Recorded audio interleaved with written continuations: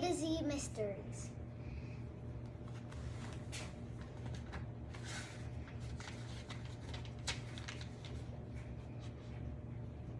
This is the map.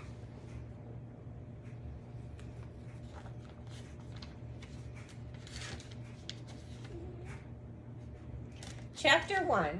Josh picked up a French fry, dipped it in ketchup, and drew his initials on his plate. When he ate the French fry, a glob of ketchup plopped onto his shirt. "Rats, this is my favorite t-shirt," Josh said. Dink put down his book and grinned at his freckle-faced, red-headed friend. "Was your favorite shirt," he said. Josh, Dink, and Ruth Rose were taking a train to Larchmont, New York, to visit their friend Forrest Evans. Forrest and Dink's Uncle Warren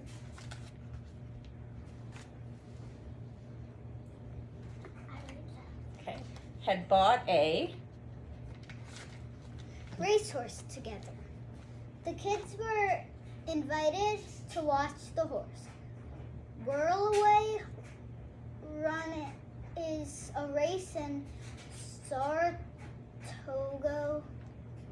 Springs. Josh picked up a napkin and wiped at his red stain. He only made it worse. "Josh is finger painting," Ruth Rose said to Dink. "Someday I'll be a famous ketchup artist," Josh said. He gazed out the window. "When do we get there?" "In a few minutes," Ruth Rose said, checking her train schedule. "I can't wait to see Whirlaway," Dink said. "I've never met a real racehorse before. All I can think about is horses. That's why I'm reading this."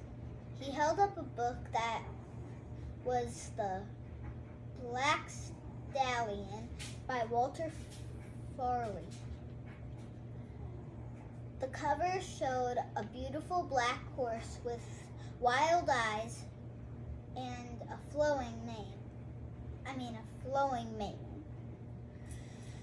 Dink Duncan's real first name was Donald, and his middle name was David. But when he first started to talk, he tried to say Donald David Duncan, but it came out as Dink.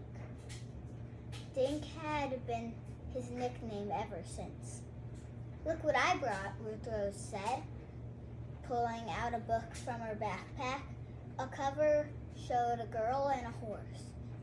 The book's title was Learning to Ride. "Josh, did you bring a horse book?" Dink asked. Josh grinned. "Nope.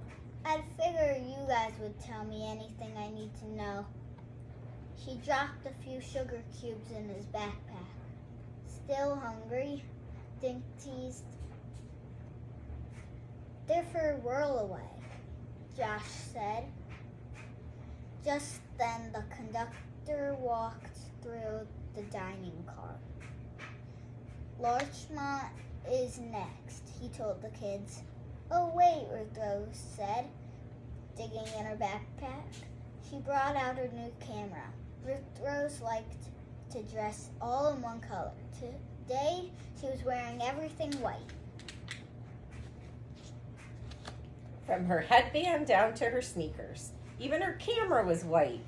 "Would you please take our picture?" she asked the conductor. "My pleasure," said the man. He took the camera and focused it on the kids. "Say cheese, cheese," they all said. The conductor handed Ruth Rose her camera. "Have a great day," he said. The train slowed, then stopped. Dink, Josh, and Ruth Rose grabbed their backpacks and walked to the end of the car. The conductor lowered a set of stairs, and the kids climbed down to the platform. Dink heard someone call his name. He saw his Uncle Warren and Forrest Evans walking toward them. Dink's uncle was short and round and wore glasses. Forrest Evans had a trimmed brown beard and wore jeans and a t-shirt. "Why, it's Wink, Gosh, and Toothed Toes," Forrest said. The kids had met Forrest when his painting had gotten stolen from Uncle Warren's apartment. "Hi, Mr. Evans," they all said. "Please call me Forrest, okay?" he asked. Dink hugged his uncle. "How was the train ride?" Uncle Warren asked. "Great," Josh said. "The hamburgers were awesome."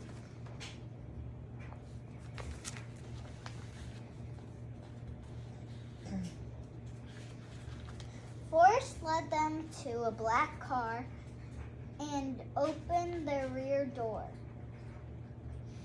The kids piled with their backpacks.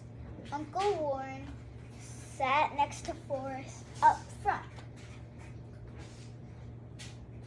Forrest started the car, then pulled out of the parking lot.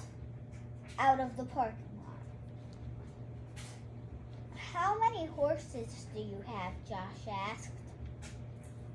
"Just Whirlaway," Forrest said.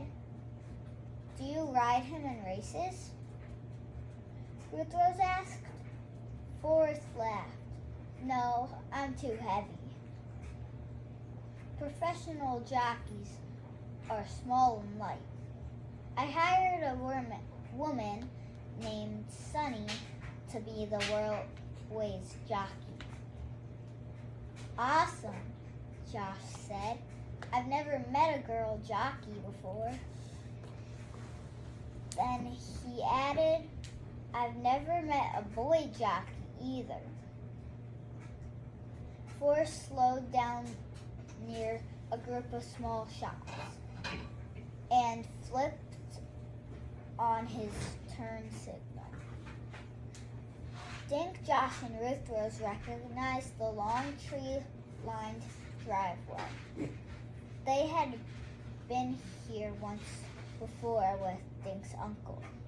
A minute later, Forrest stopped at his garage. At the end of the stone path stood a large brick house. At the back of the stone barn nestled between the tennis court and the swimming pool. "Here we are," Forrest said. The kids climbed out of the back seat with their backpacks. "When will we meet Whirlaway?" Josh asked, looking toward the barn. "Right now," Forrest said. Uncle Warren headed to the house while the kids followed Forrest to the barn. Josh dug in his pocket and pulled out a sugar cube. "I brought this for Whirlaway," he said. "That was a nice idea, Josh," Forrest said, "but Whirlaway doesn't like sugar. He's the only horse I've seen who doesn't." Josh stuck the cube back in his pocket as the kids entered the cool, dim barn. Dink took a deep breath. "It smells nice in here," he said. "I agree," Forrest said. He also took a deep breath. "There's nothing like the sweet smell of hay and horse." "Don't forget chocolate," Josh added. They all laughed as Forrest led the way to a stall near the barn's rear doors. The doors were open and sunlight poured in. Out back was a truck parked on a wide area of gravel. The stall door was also open, but there was no horse inside. "That's funny," Forrest said, closing the stall door. He thought for a moment, then smiled. "I'll bet Sunny took Whirlaway out for exercise," he said. "They should be back soon. Let's go get you guys settled in the house." He led Dink, Josh, and Ruth Rose back outside and into the house. They passed through a small room with boots on the floor and jackets hanging on pegs. "This is the mud room," Forrest said, untying and kicking off his boots. He took the kids through another door into the kitchen. The room was yellow with blue tiles on the counter and floor. Forrest pointed to a low bench. "You can't leave your backpacks there for now," he said. The kids stood their backpacks on the bench. Dink glanced at a newspaper clipping stuck to the refrigerator door. with the magnet. There was a picture of a dark horse with a diamond-shaped blaze on his forehead. The headline read, "Local horse beats all." "Is that Whirlaway?" Dink asked. "That's him," Forrest said. "He's real pretty," Ruth Rose said.